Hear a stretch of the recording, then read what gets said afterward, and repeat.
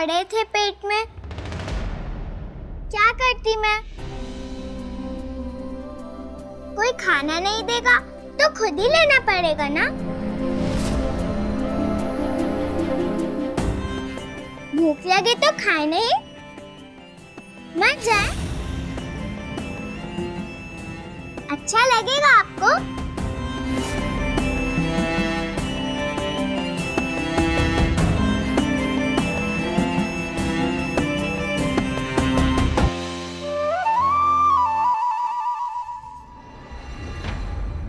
गूंगे बहरे नहीं, फिर भी यहाँ पे कोई बोलता सुनता क्यों नहीं? हाँ, शायद इन्हें पता नहीं कौन हूँ मैं। आप बता क्यों नहीं देते मैं कौन हूँ? 10 बजे के बाद बोलना भी मना है क्या?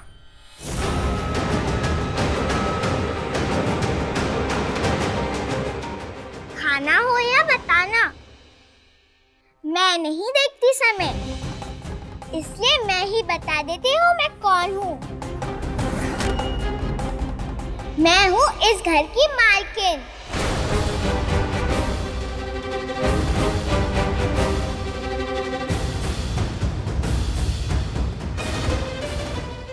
नई मालकिन लाए हो घर की? सुना ना सोम, हमारा अनिरुद्ध हमें जमींदार से नौकर बना रहा है इस मालकिन का। अच्छा है, बहुत जरूरत थी रॉय चौधरियों को घर में मालकिन की, नहीं?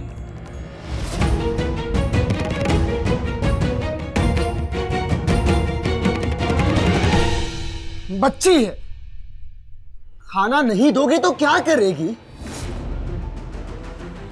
भूख लगी हो तो दिमाग और जबान साथ देते हैं काका। आपसे ही नहीं सुना, भूखे पेट भजे ना हो गोपाला।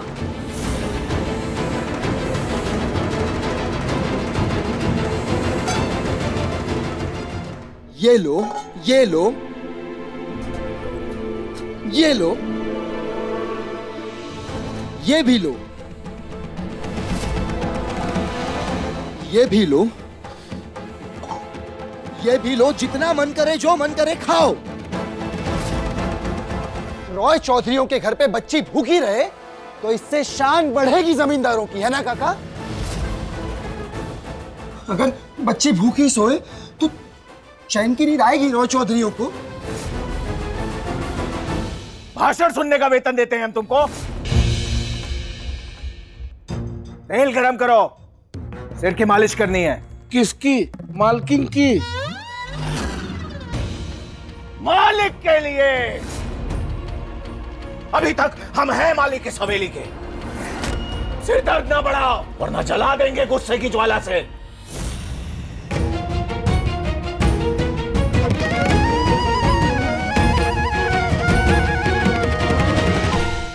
दादा, बाबा बुला रहे थे आपको, मिलेंगे उनसे?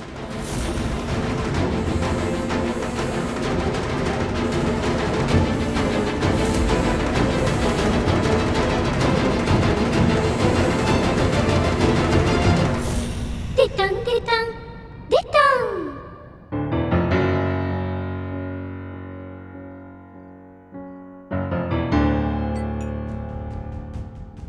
बाबा नाराज हैं मुझसे, गुस्सा करना चाहते हैं। कर लीजिए जो करना है बाबा, पर मैंने जो किया सिर्फ बचाने के लिए किया उस लड़की को।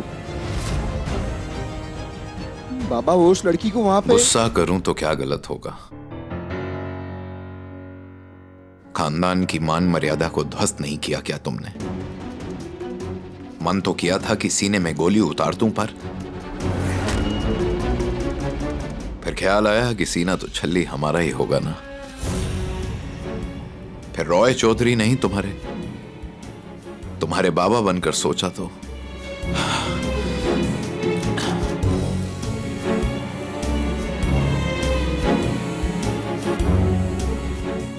तो समझ आया कि क्यों किया होगा तुमने। बैठो।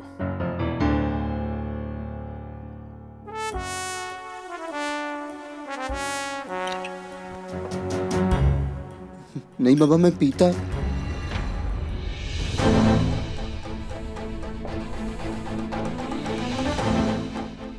नहीं बाबा,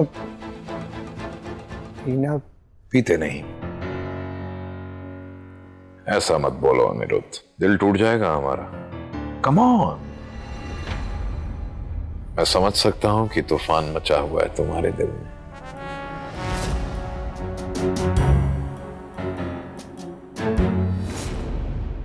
उस तूफान को शांत करने के लिए कह रहा हूं कि पी लो। हम रॉय चौधरी ऐसे ही हैं अनिरुद्ध, जो मन चाहा वो किया, और हम लोगों को पूरा अधिकार है करने के बाद सोचने का। हमारा खून है तो गर्म नहीं होगा क्या? ऐसे बहुत से तूफान झेले हैं हमने। एक और सही, ये क्या? इंग्लैंड से है, एक घूंट भी छोड़ा तो इसका अपमान होगा। Go ahead.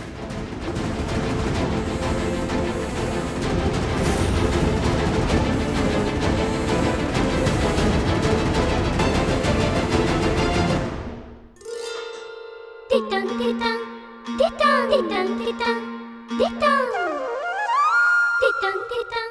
ये सारा खाना खा लोगी तुम? बहुत ज्यादा नहीं है? भूख भी तो ज्यादा है। एक बात बताओ, कहोगे तो नहीं किसी से? माँ कहती है देवी माँ आ जाती है मुझ में खाना देखकर। जैसे देवी माँ सारे राक्षसों को खत्म करती है, वैसी मैं पूरा खाना खत्म कर देती हूँ।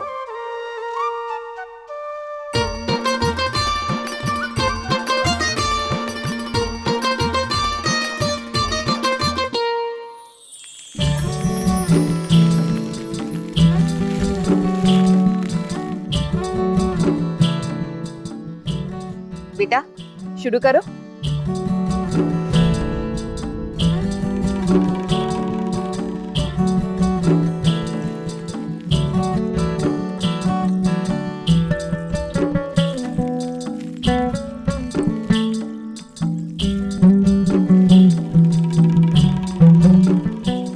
बहू बहुत ही गुणवान जान पड़ती है, एक भी दाना नीचे नहीं गिरने दिया और हंडी से आवाज भी नहीं आने दी। बहुत ही शुभ है। हर धन धान्य से भरा रहेगा और घर को जोड़ कर भी रखेगी। दुग्गा दुग्गा। चलो रसम करके सब थक गए होंगे, सोने की तैयारी भी करनी है।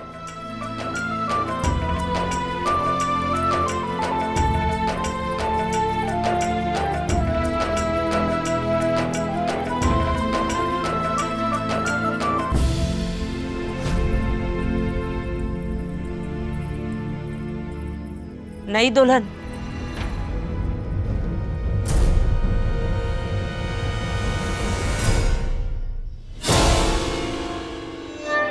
रीति रस्म कुछ नहीं सिखाया माँ ने।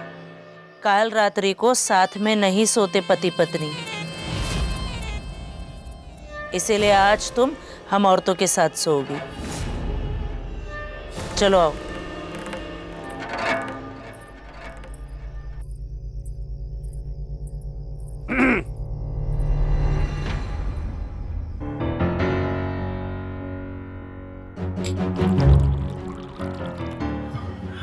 बाबा और नहीं। दुश्मन समझते हो मुझे? चलो एक दुश्मन के साथ ही सही। कम ऑन, पियो पियो पियो।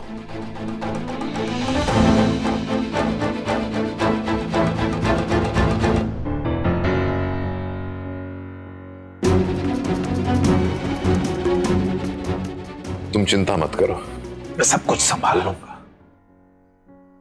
तुम्हारी शादी ये तो बहुत ही छोटी सी चीज है अनिरुद्ध, तुम सिर्फ बड़ी चीजों पर ध्यान लगाओ। नंबर 1 बैरिस्टर बनना है ना तुम्हें, बनोगे। पर सबसे पहले अपना केस अपने प्यार के लिए लड़ो। जाओ मिलो सौदामिनी से और देखो उसका क्या हाल है। वो बेचारी टूट चुकी है तुम्हारी शादी की बात सुनकर।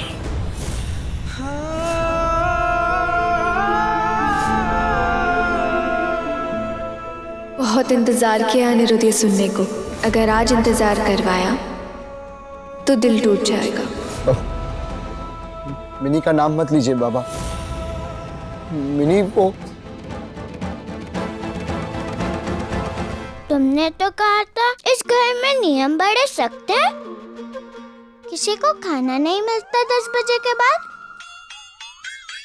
मुझे तो मिल गया। खाओगे? हाँ, रहने दो। मैं मालकिन हूँ इस घर की। नियम टूट सकता है मेरे लिए। तुमने तोड़ा तो दंड मिलेगा। नहीं मिलेगा, जमींदार है हम। जमींदार दंड देते हैं, उनको दंड मिलता नहीं।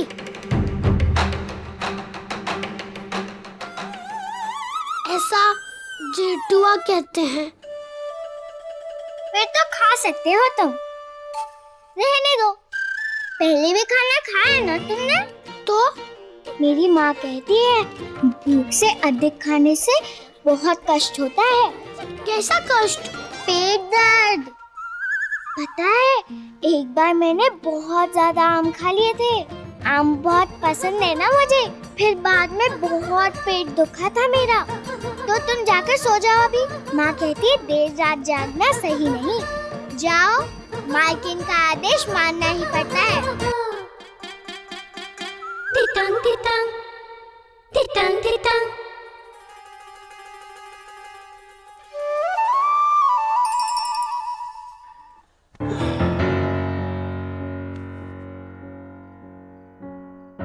ये बेचैनी तुम्हारी मिनी के पास जाकर ही खत्म होगी अनिरुद्ध। जाओ उससे मिलो और अपने दिल की बात रखो और इस रिश्ते को जोड़ो। और वैसे भी वो अकेली है, उधर भौमिक बाबू भी सिलीगुड़ी गए। तुम्हारे अलावा कोई भी नहीं है जो उसकी हिम्मत बढ़ा सके। खुद के लिए कहां से हिम्मत लाऊं बाबा।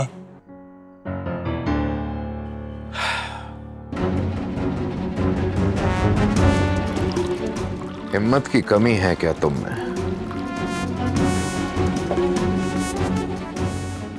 इसीलिए तो कहता हूं पियो।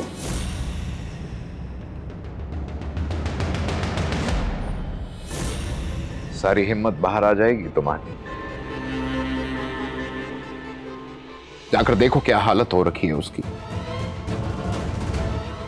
सोमनाथ गया था उसे बताने तुम्हारी शादी की बात। उसने बताया कि वो पूरी बात सुन तक नहीं सकी। ऐसे बुरी तरह से चीखी कि जैसे कलेजा फटकर बाहर आ गया हो सौदामिनी का।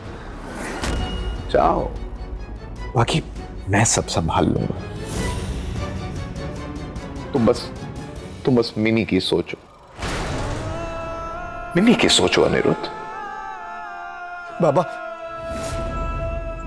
बाबा मैं सौदामिनी से मिलूंगा बाबा। बाबा मैंने उसे वादा किया था, मैं उसे आज रात मिलूंगा बाबा। मैंने उसे प्रॉमिस किया था, मैं उसे प्रपोज करूंगा बाबा। जाओ अनिरुद्ध, मैं जाओ, अभी जाओ।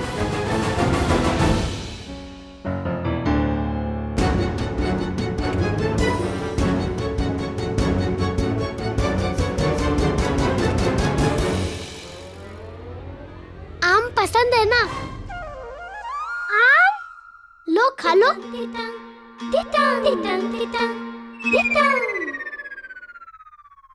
इसमें आम की प्यारी सी खुशबू क्यों नहीं है? हमारे तुलसीपुर में आम ऐसे ही होते हैं। खुशबू नहीं होती पर स्वाद ढेर सारा होता है। अगर विश्वास नहीं हो रहा तो रहने दो। ये रस भरा आम मैं ही खा लेता हूँ।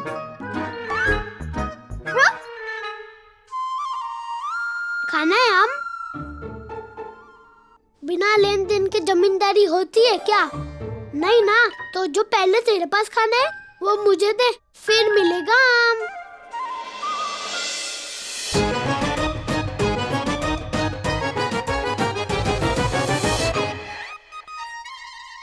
अब खा मजे से तुलसीपुर के आम।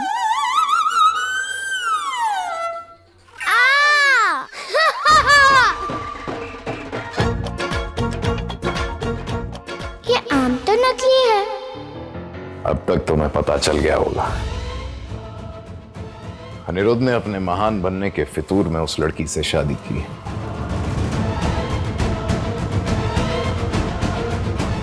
पर हम ना इस शादी को मानेंगे और ना ही उस लड़की को इस घर की बहू अपनाएंगे। खत्म करना होगा। किसे बिनोय बाबू?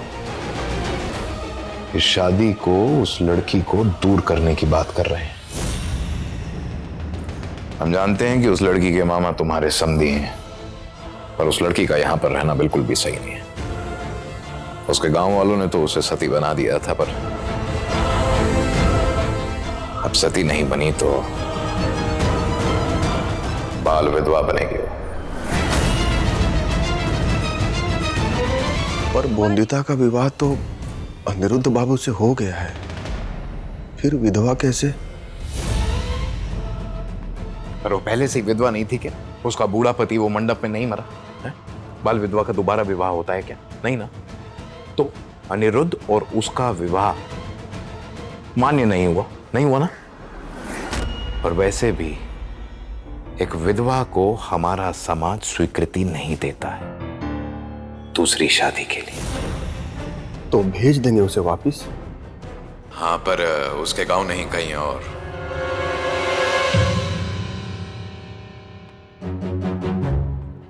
वृंदावन, वहां पे विधवाओं की कोठी से विधवाएं बुलाई हैं ताकि वो सारे कर्मकांड करके उस लड़की को विधवा रूप देकर अपने साथ वृंदावन ले जाएं।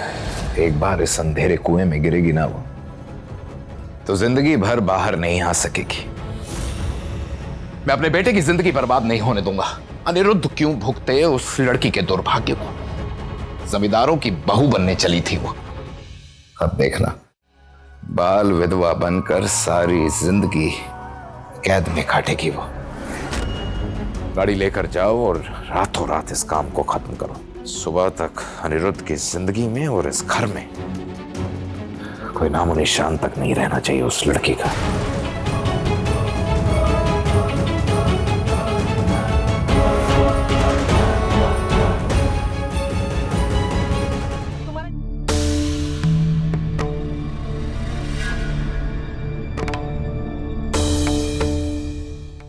दान दक्षिणा देकर आपने अपना धर्म निभाया, तो अब हम भी पीछे नहीं हटेंगे धर्म की रक्षा में। अब से बाल विधवा बनकर हमारे वृंदावन में रहेगी वो लड़की।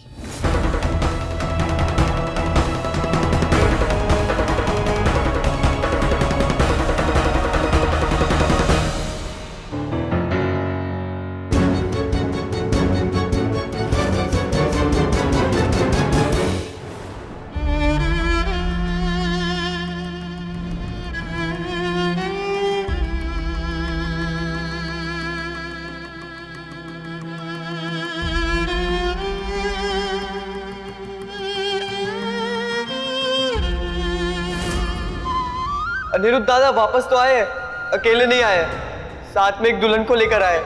विवाह कर लिया उन्होंने।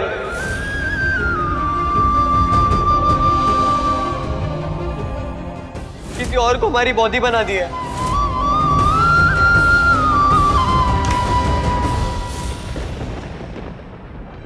आंखों में रोशनी चुभ रही है, लेकर जाओ यहाँ से दीदा।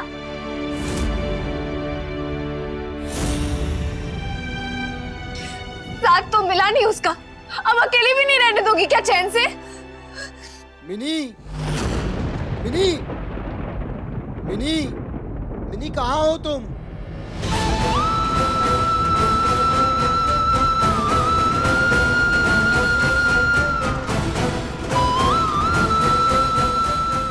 मिनी, मिनी कहाँ हो तुम?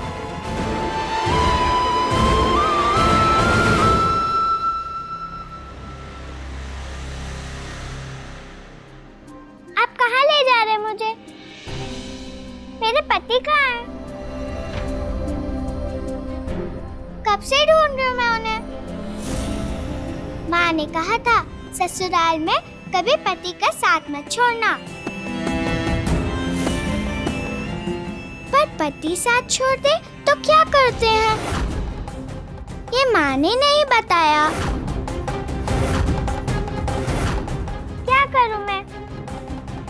बहुत भले हैं छोटे मालिक, एक बार हाथ पकड़ते हैं ना तो फिर छोड़ते नहीं हैं। वो तो रीत है ना कि शादी की रात तुम्हें अकेले रहना होता है, पति के साथ नहीं, इसलिए।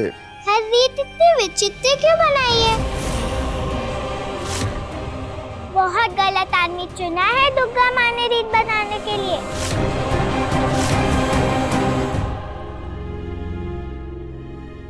आपको मिले तो मेरी तरफ से कान मरोड़ देना उनका।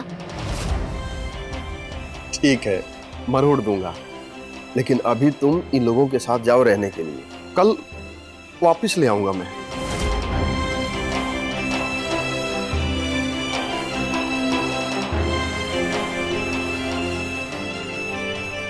मेरी माँ भी ऐसी रहती है।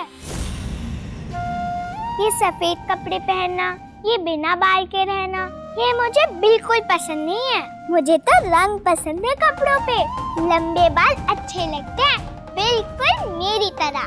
अपनी माँ को भी मुझे ऐसे ही सजाना है। आपको भी मेरी तरह लाल साड़ी चाहिए? बाल उगाने वाला तेल भी होता है। मैं अपने पति से कह के माँ के लिए और आप लोगों के लिए भी मंगवा लूंगी। रंगों की कोई जगह नहीं है, ना ही हमारे जीवन में और ना ही तेरे।